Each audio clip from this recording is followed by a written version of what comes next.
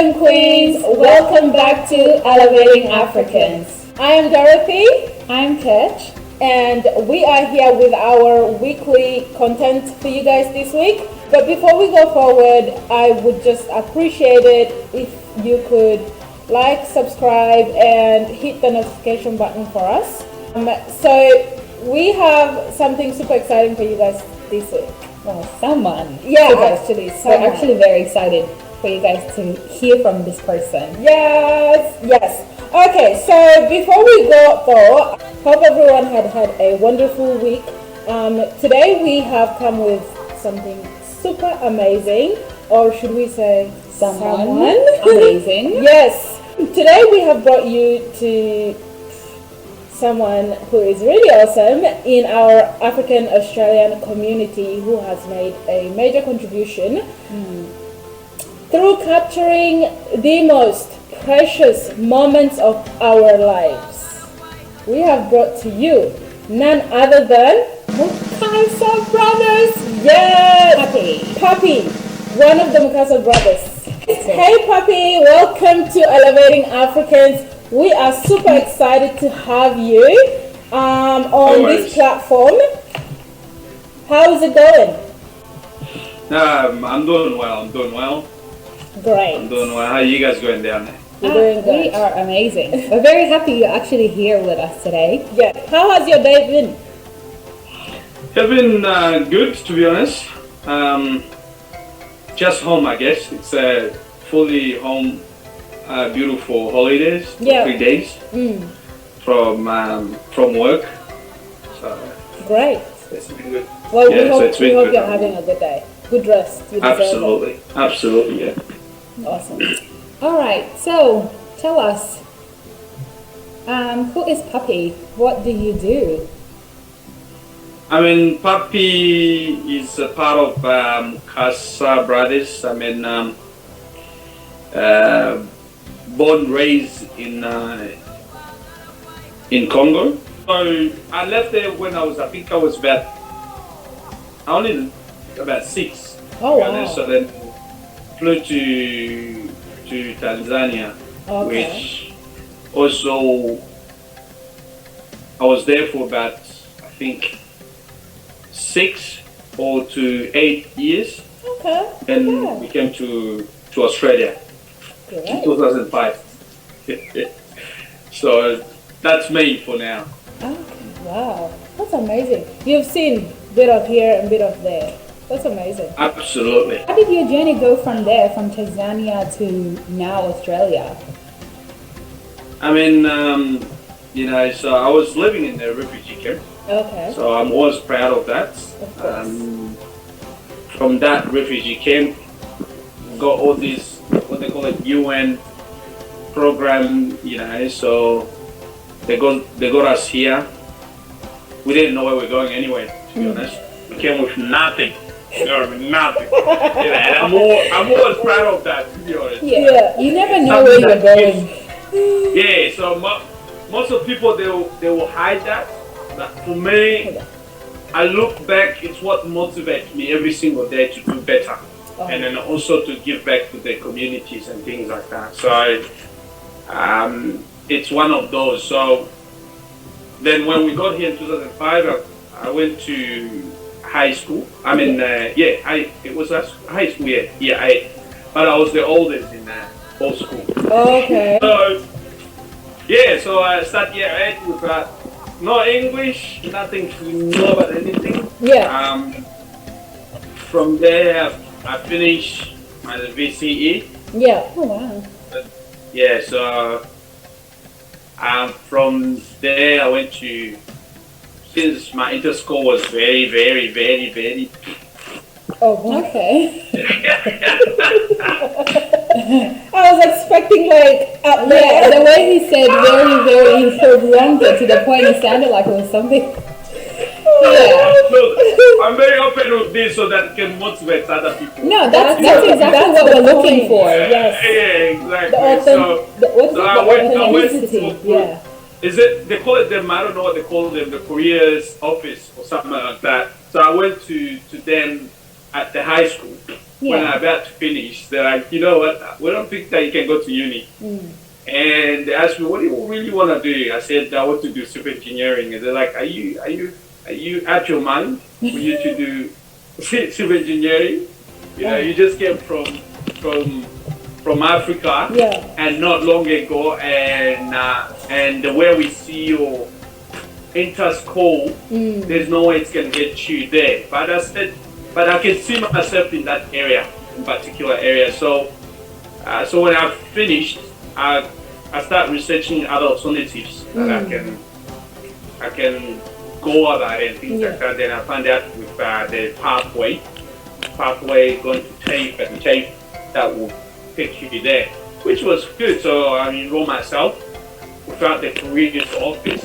I enrolled myself in RMIT.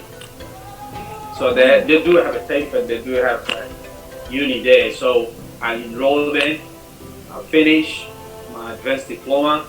Okay. In what? Your advanced diploma in civil engineering. Oh, good. Wow. Congrats. That's amazing. Right. The reason why I got into civil engineering is just that, you know, the way we see our roads in Africa, the way we see how we build our houses in Africa. So I was very interested in that particular course, to see whether it will get me to somewhere that I will have more knowledge about it, which I did. Thank God for that. Back to Africa, I think, for about 1 month or 2 months. Oh, and which year was that? 2014. Okay. Yeah. So I went, that was my first time to go to Africa. Since you came? So since 2005, your first time was 2005. 2014. Yeah. Okay. So that was my first time. Because I'm a musician. Yeah. Oh, really? Yeah. Yeah. He's a musician. See, this is a He's fact that I did not know. A man of many talents. See, this is something I did not know. I started looking around in Australia particularly. Yeah. And there was a lot of complaints. I've come to understand that, and then I started doing my research. I've come to understand that there was a lot of complaints with weddings. They were saying that one, it was either the groom and the bride, they pay the money, but they never get the job done. They never get the job done well. So that's how you came about into finding the Mukasa Brothers Production, is that? Mukasa Brothers Production, yes. Amazing. So then I looked around, there was another wedding that it was happening, and I asked the person, have you got your stuff? It's like, I did my wedding 3 years ago, and this Chinese guy took everything until now, I haven't got anything. I said, so this is the problem, so I can solve this problem. So if I do it well, I'm pretty sure I'll be able to take care. I was saying just take care of Victoria. That was my aim. Yeah, just Victoria. Yeah, Victoria and things like that. So there was a friend of mine that there was a song that I did and went viral in Congolese community, and they liked it and things like that. So he had a wedding up in Darwin. So he's like, you know what? I'll pay for your fees, for your flight, for you to come, but I'm not gonna pay you anything. I said, yeah, there's not a problem. I'll come and perform it and come back. There's not a problem. You're my friend. There's not a problem. And then after 2 days later, I called him back. I said, hey, I forgot something, man. I've got a camera, but I can take photos. Yeah. Man of multiple skills. Yeah. So he was like, what? You take photos? I said, yeah, I take photos. So can you allow me to take photos? I said, no, look, we've got someone coming from Adelaide. He's very professional and things like that. I said, okay. Yeah, but I'll just take photos around. You know, he couldn't say no because he's my friend. Yeah. So I went there. I was all dressed up beautiful and things like that. You know, when they tell you, especially at uni, you're gonna be dressed up very well and things like that. So for you to, you know, to look more professional, so people they you know, you impress them and things like that. So yeah, presentation I was just, absolutely. So I was just taking photos around and then most of people, then all the tension were coming towards me. Yes, so now there was a guy, I mean, I can call it man, that was getting married after that wedding about 4 or 5 months. Yeah. He came to me, he's like, oh, I like how you work. I said, yeah, which way? Like, man, the way you do your photos, things like that. In my head, I'm like, I don't know this thing. Yeah. But I remember uni, they said you have to be, even though you don't know anything, but put yourself in that because it looks like that person will live what you do. Yeah. And things like that. I started freaking out. He said, you know what? Yeah. He told me, he's like, Believing you know other what? people's I think I need to have a meeting with you. Come to my house. I thought this guy was joking. Come to my house tomorrow. When are you leaving? I said, tomorrow night. He's like, hey, come tomorrow morning because I need to have I really love you. You're very funny. Everything about you, it's just beautiful. Yeah. And we think you're a very honest person. I'm like, you just met me today. I'm not supposed to be like, I'm just an honesty person, you know what I mean? So I said, okay, I'll take that shot. So he sent me his address and where I was staying. I got the guys, I said, hey, can you guys drop me off here? So I went there. We sat down. I said, the way I work, this is me now. The way I work, this is what we do, this is what we do. And I told him, listen, we'll be able to do your job and things like that. He's like, yep, I'm happy. So how much? I told him, this is how much it will cost. He's like, okay, fine. I'm like, in my head, I'm like, eh? Did you just make a random figure up? Yeah. He's like, are you okay? I'm like, yeah, I'm fine. Wait, so were you trying to throw him off? Is that so he doesn't hire you for that job, or? No, I thought he's gonna say that much is too much for me. I thought that I'm already in the business, in the game for a long time. Okay. So for me, I'm still new. Yeah. So, But sometimes some people are gifted with some skills, some set of skills, Sometimes you don't have to particularly learn about one set of skill. You just have it naturally. Once you have the equipment in your hand, that's it, you go for it and you do great. absolutely, yeah. So how many years have you been in the production business?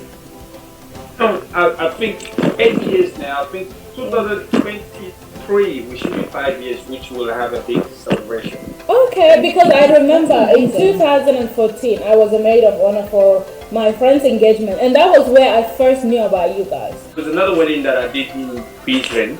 Okay. There was this young kid. She was only 15. Okay. I think 15 or 14, 15. She came, she's like, I want to be part of your team. I went to meet up with her mother and I said, listen, it's like, oh no, I'm so excited. I know you. You don't have to tell me anything. And I'm willing to give you my daughter. I was like, hey? Okay, that was the other way. That was the other way. No, the other way, come on. No, man. but that's such a respectful thing It to is do, respectful. especially with like So Africans. I was shocked. Yeah. I was shocked in that area. And then really, it got me emotional because you don't know, you're thinking you're just doing your job, but really people over there, they're taking it to the next level and things like that. So I start training that young woman until, I think there she's what, 22, 23, 21 or 22, something like that. So we've been quite long, like it's been, I think, long time now. Yeah. I trained her from there. Every wedding that we do in Brisbane, I don't have to take a team from here. Okay. So So I you just have your taught own myself. team in Yeah, the so states, got a in different team, states. Yeah, in the state, yeah. So even when we had a COVID-19, I didn't go there. So Yeah. they just done the job there and things like that. So I've got a team. I was trying to, Africans is very hard for sometimes, which it's a normal for us. Yeah. We tried in Perth because it's too far, so we try to have also a team there, which also can work. But the lady that I'm telling you now, she came to my wedding. She was the main videographer of my wedding. She did a big job. She's been with you for a long time. It would be a shame otherwise. I know. So yeah, so until now she's doing well. She's pretty much into it. She's like, nah, look, I know I'm sticking with you guys and see what we can do for the African community and see what we can go about it. Yeah, so 15 of us. There's 15 of you. That's amazing. And do you have any intentions to make it a global thing, you know, to expand this, you know? That's the aim, especially this South Sudan. Oh, because we South Sudanese we love party. Yeah, we do. And we love photos. So, but I have plans going there. So, to go and see South Sudan, I've got those plans, and I'm very excited. Oh, you're gonna love South Sudan, honey. Trust me. Yeah, you're going to love South Sudan. I'm having that in my calendar. It's a second. Yeah, so they're pretty much there. So. We're working on that. It will take some time. Yeah. I think at least by 2025, I think things should be. By then it should be fine. At the moment, we are working on it, big time. So we're working on it. People from Kenya, people from South Sudan at the moment, people from Tanzania and Kinshasa, Congo. Yeah. So. There's the people that we're still training. They're still undergoing in terms of the training. So it will take time for us to really post it. You know. So yeah. That huge. Yeah. So.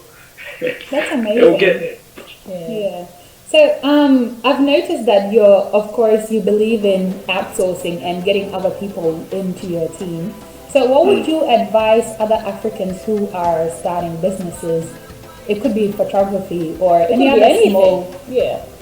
other small businesses. What would you advise them in terms of hiring people? Because I know other Africans or people might think that hiring other people is going to cost you money. Do you find that it's actually better for you and it makes your service better? I mean, when you hire people, it's like you're making it very simple for yourself.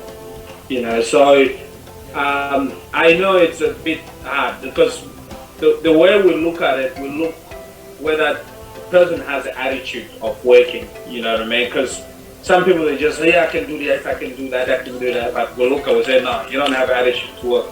You know, so those kind of stuff, we look at it very, very, very, very serious because there's some of them that we care.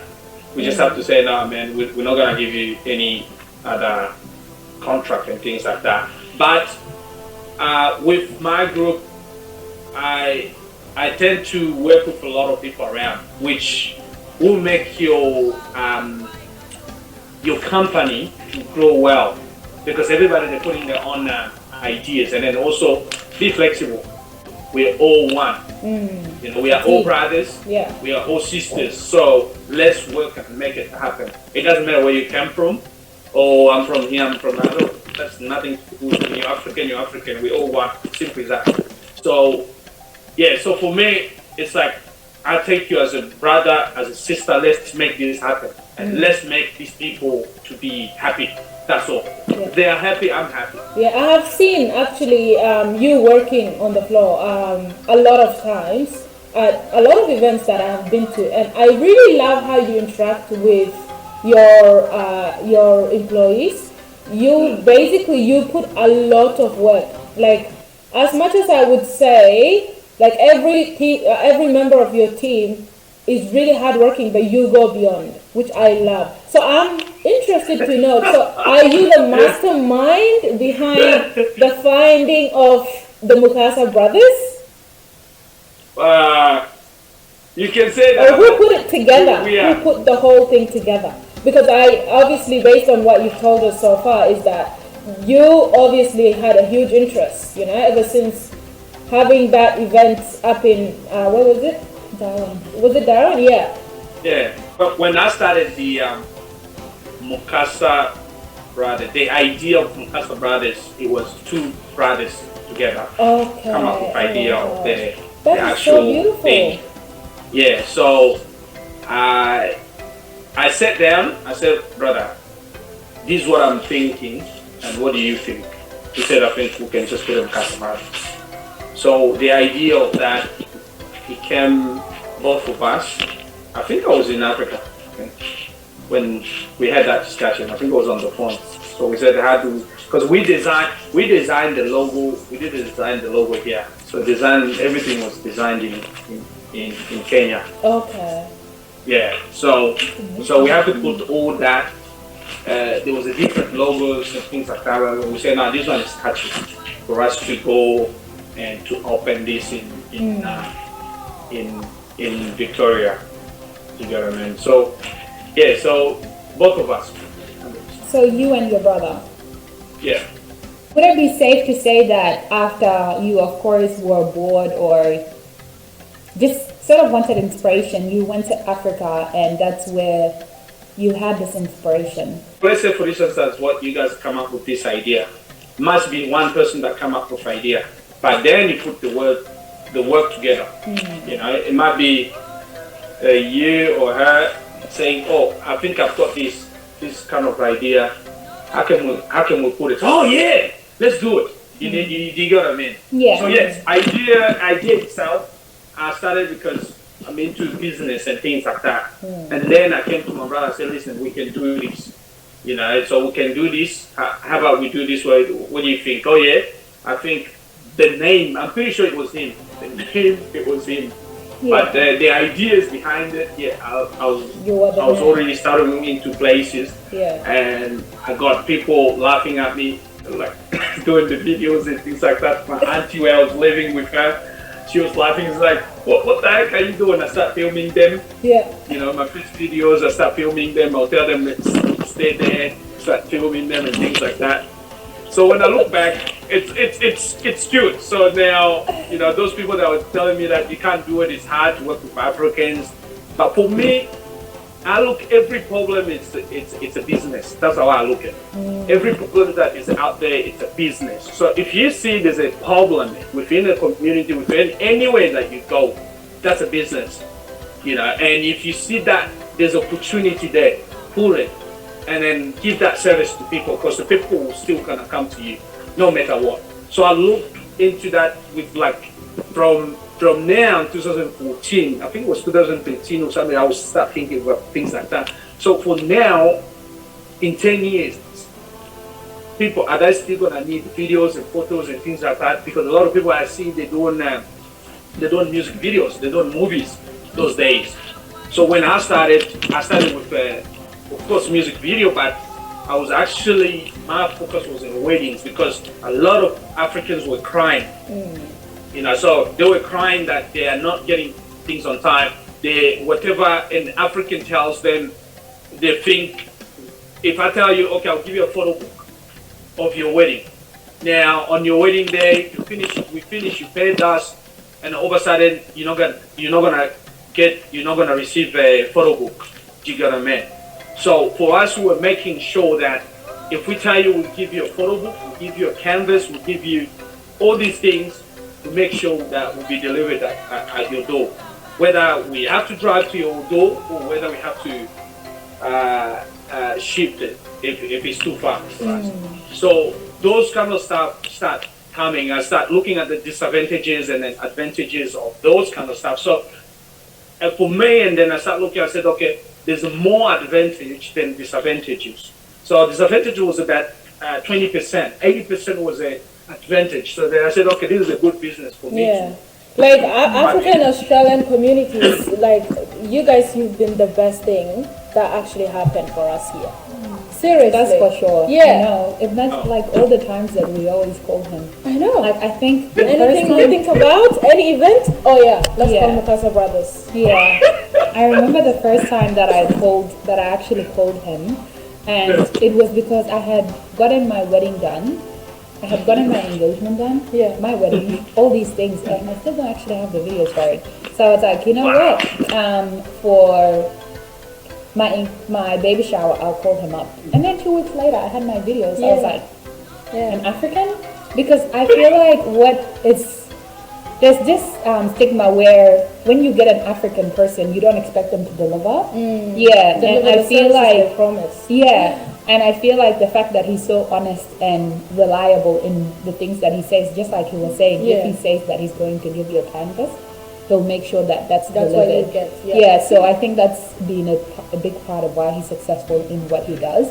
Obviously, it sounds like it's been amazing because your personality it's just out there. You're just all about having fun and making sure that everybody's actually enjoying your service. So what have some of the challenges been that you have faced? Yeah. Or have there been any?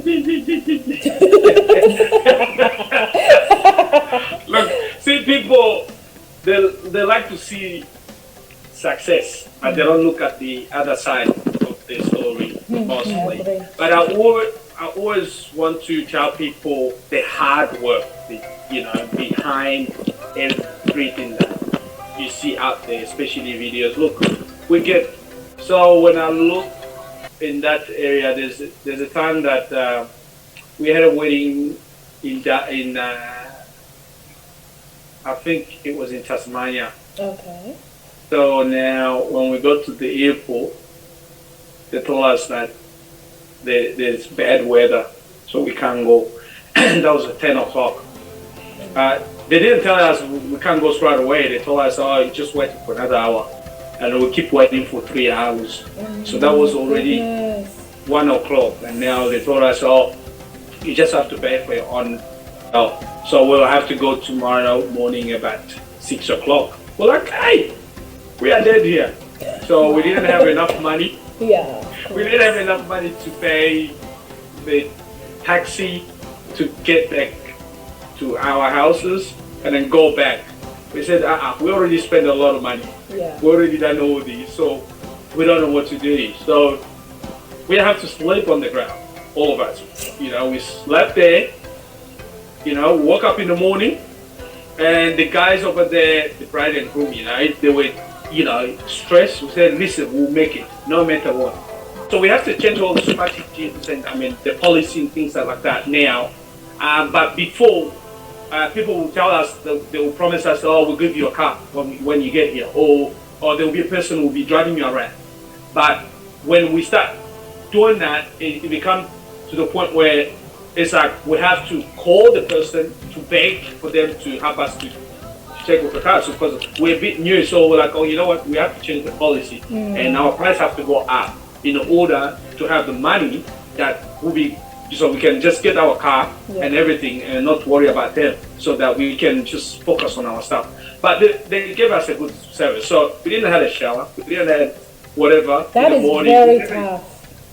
It was tough. Yeah. So, but we did the wedding, finished the wedding, and then we went to have a shower. And that was about 1 o'clock in the morning. 1 o'clock in the morning. That's when we had a shower. Wow. Basically, like the whole day and evening. Exactly. Yeah. So so for me, I would say it's a very tough job. It's a very, very tough job, especially when you dealing with customers that are very complicated. And the best way, basically, you guys solved it was to obviously reduce such hiccups from happening in the future, was basically to create your policies and procedures, and also to increase your pricing. Absolutely. So then that's why sometimes people, they say we're too pricey, but they don't understand the reason why. I look compared to the way I work with, sometimes with projects with white people.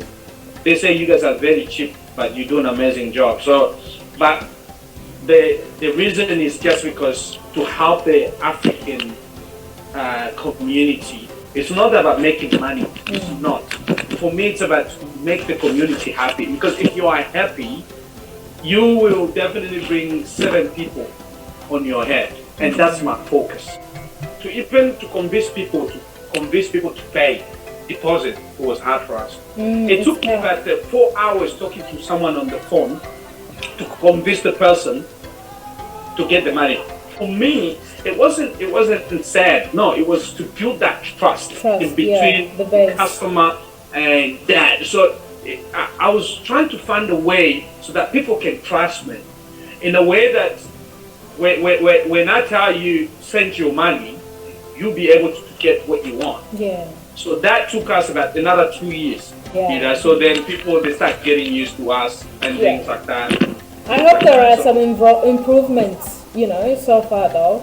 In terms of setting up your business, what were the challenges you faced? Did you think that this was something you could do and succeed? Or were you thinking, should I do this or not? Like, are people going to want to hire me? Did you have any of those conflicting thoughts? Yeah, I mean, I wasn't thinking because I took it as a hobby. Okay. Yeah. Yeah, because you see, this is the problem where people, they go wrong.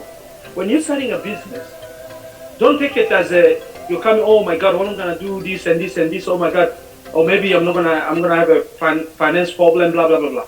By the time you start saying that, you're putting negativity thoughts in you. Now you won't be able to get to where you want to get. So for me, it was just like a hobby. I didn't think of all those kind of stuff. I was just in the room, my bed here, my office here. Wow. And now from there, you've made it to something huge. Exactly. Now you can see this is the office. Yeah. And, there's nothing, just office. Yeah. You see, so for me, I was just going there. But then I got very excited when I started seeing there's a complaint within the people. There's the people that they even call me and say, Pappi, you're not gonna do it, bro, because I've done it. And people, they're not paying on time. That was another thing. They will tell me, Pappi, I've done this wedding, they haven't paid me, man. I said, what did you do? It's like, I went and do it, but I didn't put the policy in place. I didn't explain to them how I work. So then I started getting all those kind of information and put it towards myself to protect myself when it comes into that area. People, they'll definitely tell you, you're not going to make it, Pappi. Working with Africans, it's a headache. For me, I don't see it as a headache. If you have a vision of where you're going, and then those headed people, you challenge them, they become better. And that's my role. It's to make those people that they think that it's impossible, and then you make it possible. So for me, I always want to make it possible. I'll try whatever I can to make it possible.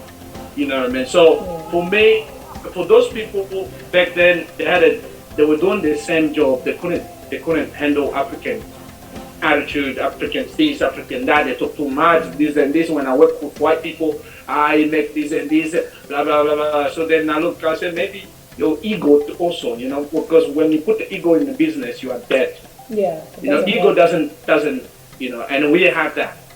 I'll do your job. What do you want me to do? No, come on, man. Relax. Yeah, chill. Would the takeaway here be that if you do want to do a business, the first thing you should do is, of course, learn and put your policies in place so that you are protected when you need something done, and also don't listen to the negativity. Just go in it knowing that you're going to actually succeed within this field. Don't go with your negative thoughts. Just go with the positive, that you know that this is what you want to do, so focus on that. Would that be safe to say that's what you meant? Yeah, so I've learned listening. And seeking for advice, because nobody's perfect, man. Yeah. So for me, it's like, if you tell me something, Mukasa, this and this and this and this and this, I say your photos are red. I'll say, oh, really? Oh, really? You're putting people green. I'll say, yeah, really? So now I'll come in my room and say, I did I put the person in green? So I need to change to become natural. You know what I mean? So for me, I seek for advice and listening to people. What's they need, not want. So when I know this is the need, then I work on myself.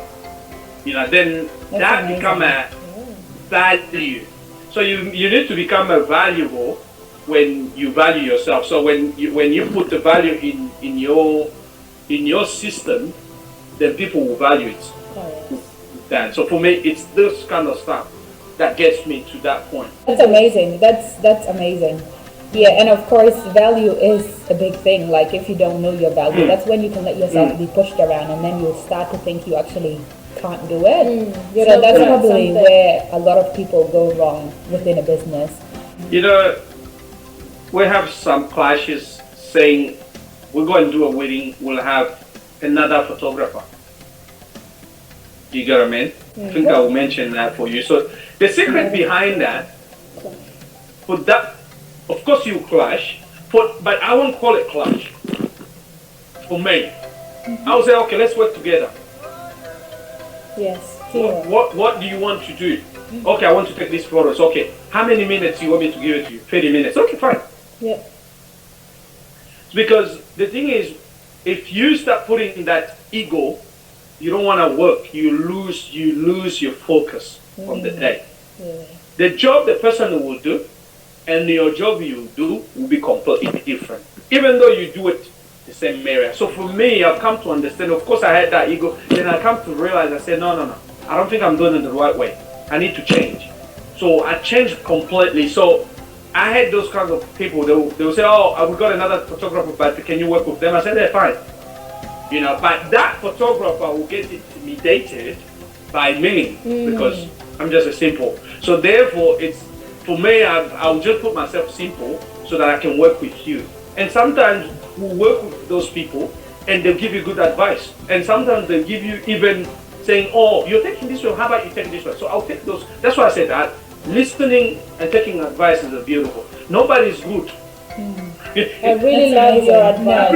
Every year you learn. Every second you learn. Every day you know.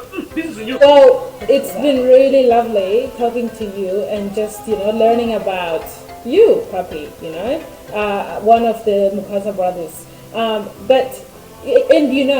really want to say thank you for that amazing advice.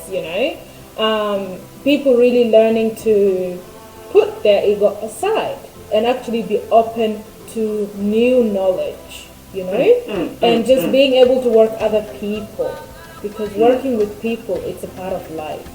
There is no going anywhere about it. We would like to know from you is, what advice would you give other Africans in terms of entrepreneurship? Because that's basically what you are. Yeah. Look, put the ego aside. That's the first thing that I've seen with a lot of African entrepreneurs. Once they make it just that, I can call it that. Now, I'm good. I'm too good. You can't tell me what to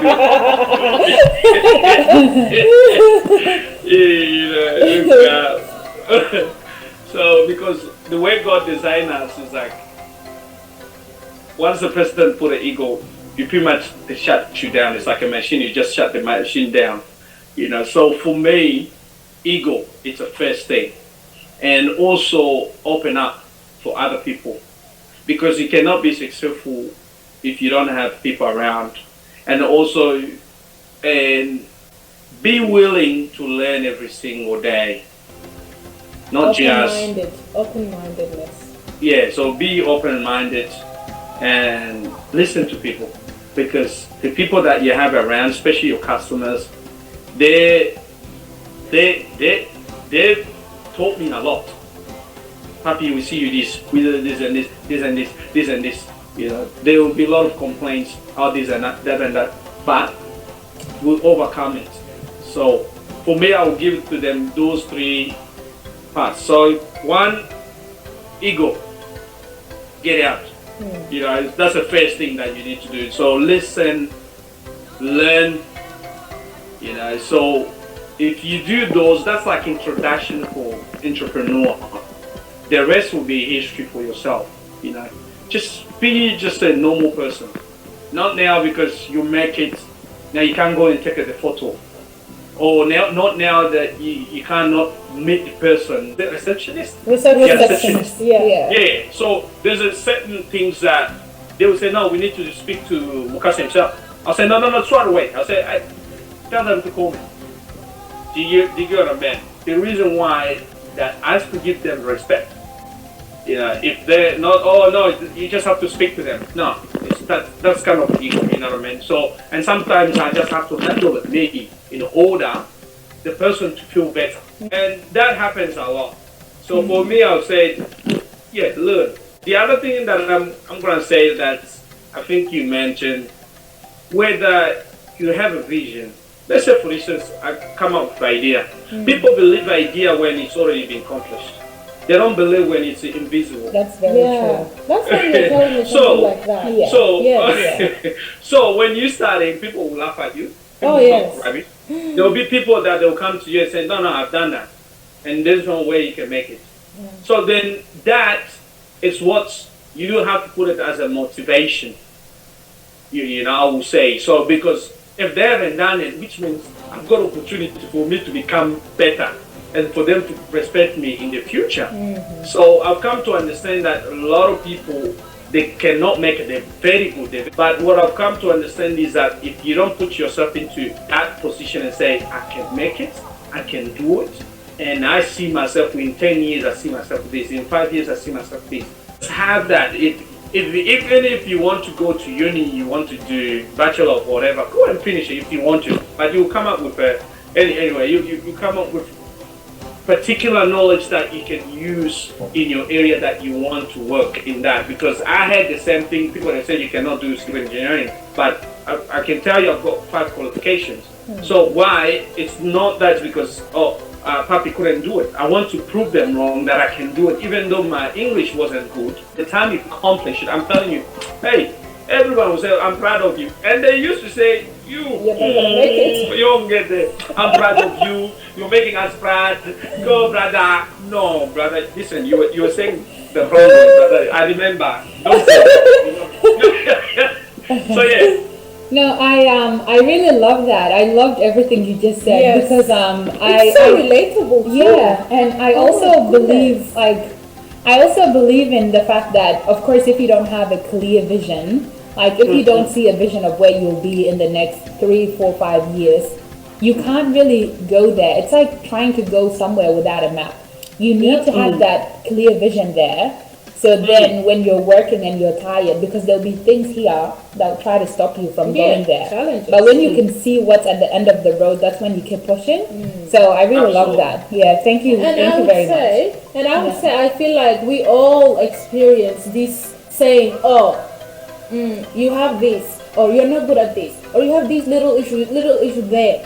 Like, this is not just coming from, let's say, our friends or our community, but this actually comes from within ourselves. Yeah, within ourselves, as well as like the general community, to say, like I'm talking about schools, for example.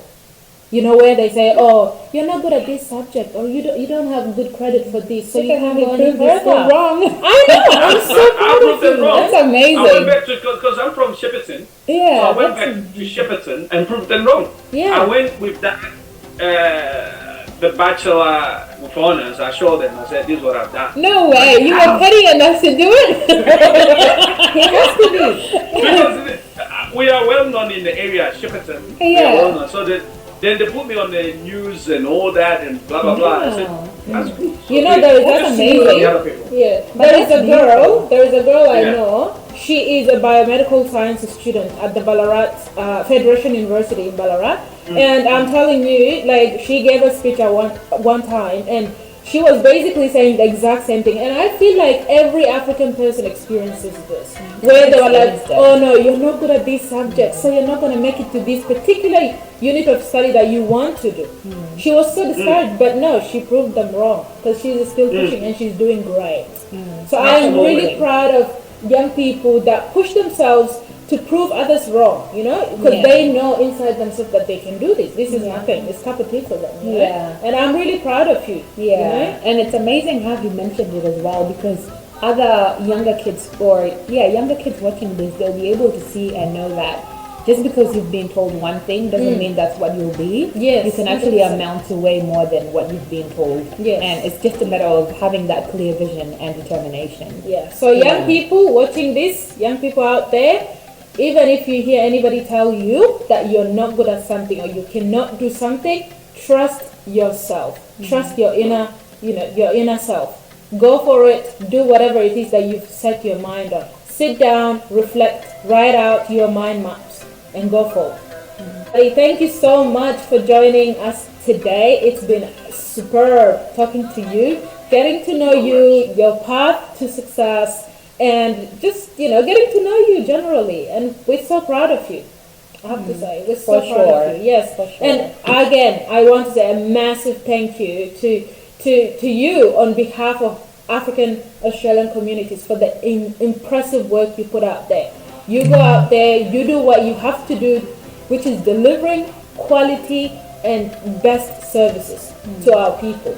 We need people like you that will work for their own communities, African communities. So thank you for supporting us. Thank you for having me. Great. So I want to ask you one last question, which is, where can we find you? Mukasa Brothers Production. Where can we find you? Well, we're on Facebook, Okay. Instagram.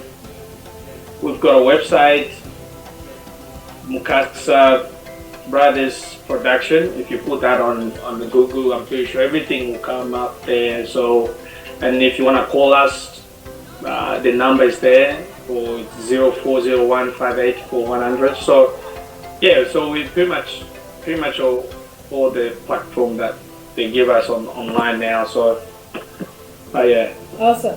Well, thank you again. Thank you very much. Have a wonderful week. We appreciate you. So much. It means so That was much to good. us. We had a good time. We had a good time. Yes. All right. Have a great day. See you, man.